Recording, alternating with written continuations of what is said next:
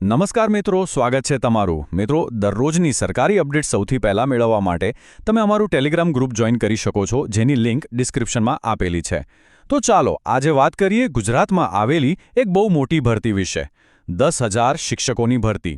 હવે આ એક જબરજસ્ત તક છે, પણ સાથે સાથે હજારો ઉમેદવારો માટે એક મોટો પડકાર પણ બની ગઈ છે. ચાલો આ સમગ્ર બાબતને વિગતવાર સમજીએ. સૌથી પહેલાં આ આંકડા પર નજર નાખો. 10,000. આ કોઈ નાનું સૂનું આંકડો નથી. આની સાથે હજારો યુવાનોના સપના જોડાયેલા છે. રાજ્ય સરકારે ધોરણ 1 થી 5 માટે 10,000 કાયમી શિક્ષકોની જગ્યાઓ ભરવાની જાહેરાત કરી છે. જે લોકો શિક્ષક બનવા માંગે છે એમના માટે આ એક સોનેરી તકથી ઓછી નથી. પણ અહીંયા જ કહાનીમાં એક ટ્વિસ્ટ છે. એક મોટો સવાલ એ છે કે જે ઉમેદવારોએ શિક્ષક બનવા માટેની જરૂરી ટેટ 1 પરીક્ષા પાસ કરી લીધી છે એમને જ આ ભરતી પ્રક્રિયામાંથી બહાર રહી જવાનો ડર કેમ સતાવી રહ્યો છે? મતલબ કે લાયકાત હોવા છતાં તેઓ તકથી વંચિત કેમ રહી શકે છે? આ વિરોધાભાસને સમજવા માટે આપણે થોડું ઊંડાણમાં જવું પડશે. સરકારે ટેટ 1ના પરિણામ પછી આ ભરતીની જાહેરાત તો કરી દીધી, પણ આ જાહેરાતની સાથે જ હજારો સફળ ઉમેદવારો માટે એક નવી જ સમસ્યા ઊભી થઈ ગઈ. તો આ સમસ્યા છે કોના માટે? આ એવા હજારો ઉમેદવારોની વાત છે જેમણે મહેનત કરીને ટેટ 1ની પરીક્ષા તો પાસ કરી લીધી, પણ હાલમાં તેઓ પીટીસી અથવા ડીએનએલએડના છેલ્લા વર્ષમાં ભણી રહ્યા છે. હવે એમને ડર એ છે કે તેઓ આટલી મોટી ભરતી પ્રક્રિયામાંથી જ કદાચ બહાર ફેંકાઈ જશે. એટલે કે લાયકાત સાબિત કર્યા પછી પણ તક ગુમાવવાનો વારો આવ્યો છે. અને જુઓ, આ એક જ વાક્ય આ ઉમેદવારોની આખી વ્યથા કહી જાય છે. એમણે લાયકાત તો મેળવી લીધી, પણ હવે ડર એ છે કે વહીવટી પ્રક્રિયાના ટાઈમિંગને કારણે એમની પાસેથી આ તક છીનવાઈ જશે. આ ખરેખર એક અન્યાય જેવી પરિસ્થિતિ લાગે છે, નહીં? તો આ આખી ગૂંચવણનું મૂળ કારણ શું છે? જવાબ બહુ જ સરળ છે. સમય.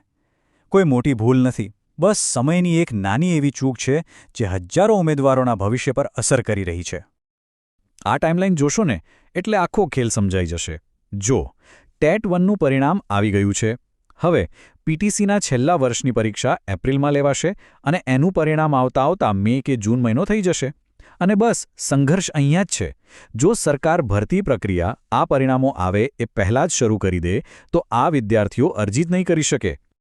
અને સવાલ એ છે કે અરજી કેમ નહીં કરી શકે? કારણ કે ફાઇનલ મેરિટ લિસ્ટ ખાલી ટેટ 1ના સ્કોર પર નથી બનતું.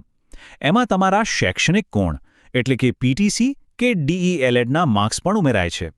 એનો સીધો મતલબ એ છે કે છેલ્લા વર્ષની માર્કશીટ વગર મેરિટની ગણતરી જ શક્ય નથી. અને આ જ કારણ છે કે હજારો ઉમેદવારો રેસમાંથી બહાર થઈ શકે છે. આ તો બધી થઈ ટેકનિકલ વાતો, પણ આનો માનવીય પક્ષ શું છે? જે ઉમેદવારો આ સ્થિતિમાં ફસાયા છે એમના મનમાં શું ચાલી રહ્યું છે અને એમની માંગણીઓ શું છે? ચાલો હવે એ સમજીએ. આ પરિસ્થિતિને વિચિત્ર મુશ્કેલી કહેવું એકદમ બરાબર છે.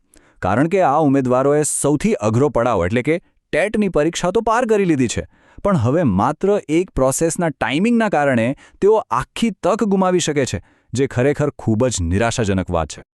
આથી ઉમેદવારો અને શિક્ષણ નિષ્ણાતોની માંગણીઓ બહુ સ્પષ્ટ અને તાર્કિક છે.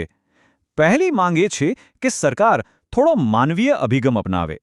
બીજું, કાયમી ભરતીની પ્રક્રિયા ડીઈએલએડનું પરિણામ આવ્યા પછી જ શરૂ કરે. અને ત્રીજું, એ સુનિશ્ચિત કરે કે દરેક લાયક ઉમેદવારને સ્પર્ધામાં ઉતરવાની સમાન તક મળે. તો શું આ ગૂંચવણનો કોઈ ઉકેલ છે? હા, સદનસીબે એક બહુ જ પ્રેક્ટિકલ રસ્તો પણ સૂચવવામાં આવ્યો છે. એક એવો રસ્તો જે ઉમેદવારોની ચિંતા પણ દૂર કરી શકે છે અને શાળાઓની જરૂરિયાત પણ પૂરી કરી શકે છે. અહીં જુઓ, 2 રસ્તા અને તેના પરિણામો એકદમ સ્પષ્ટ છે. જો સરકાર અત્યારે જ ભરતી શરૂ કરે તો હજારો ઉમેદવારો સ્પર્ધામાંથી સીધા જ બહાર થઈ જશે. પણ જો પરિણામની રાહ જોવામાં આવે અને પછી ભરતી થાય તો દરેક લાયક વ્યક્તિને સમાન તક મળશે. પસંદગી બહુ જ સ્પષ્ટ છે. અને આ સમાન તક આપવા માટેનો ઉપાય 2 સ્ટેપમાં વહેંચાયેલો છે. સ્ટેપ 1, શાળાઓમાં શિક્ષકોની તાત્કાલિક જરૂરિયાત પૂરી કરવા માટે હંગામી ધોરણે જ જ્ઞાન સહાયકોની નિમણૂક કરી શકાય. અને સ્ટેપ 2, પીટીસી અને ડીઈએલએડના પરિણામો આવી જાય પછી જ કાયમી ભરતીની પ્રક્રિયા શરૂ કરવામાં આવે. આનાથી બંને પક્ષે ન્યાય થઈ શકે છે. તો આ બધી ચર્ચા પછી હવે આપણે એ તબક્કે છીએ જ્યાં જોવાનું એ રહે છે કે આગળ શું થાય છે.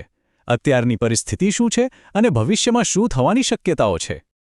હાલની સ્થિતિ જોતાં એવું લાગી રહ્યું છે કે સરકાર ઉમેદવારોની માંગને ધ્યાનમાં લઈને ભરતી પ્રક્રિયામાં થોડો વિલંબ કરી શકે છે. જો કે જ્યાં સુધી આ વિશે કોઈ ઓફિશિયલ જાહેરાત ન થાય ત્યાં સુધી હજારો ઉમેદવારોમાં અનિશ્ચિતતાનો માહોલ તો રહેશે જ. અને અંતે આ આખી ઘટના આપણને એક મૂળભૂત સવાલ પર લાવીને ઊભી રાખે છે કે જ્યારે વહીવટી પ્રક્રિયાના નિયમો અને લાયક ઉમેદવારોના ભવિષ્ય વચ્ચે સંઘર્ષ થાય ત્યારે પ્રાથમિકતા કોને મળવી જોઈએ? આ એક એવો પ્રશ્ન છે જેના પર સૌએ વિચારવું રહ્યું. તો મિત્રો, આ હતી સંપૂર્ણ માહિતી. જો તમને આ માહિતી ઉપયોગી લાગી હોય તો વિડીયોને લાઇક કરો, મિત્રો સાથે શેર કરો અને ચેનલને સબસ્ક્રાઇબ કરવાનું ભૂલશો નહીં. મળીએ ફરી એક નવી સરકારી ભરતી સાથે. જય હિન્દ, જય ગુજરાત.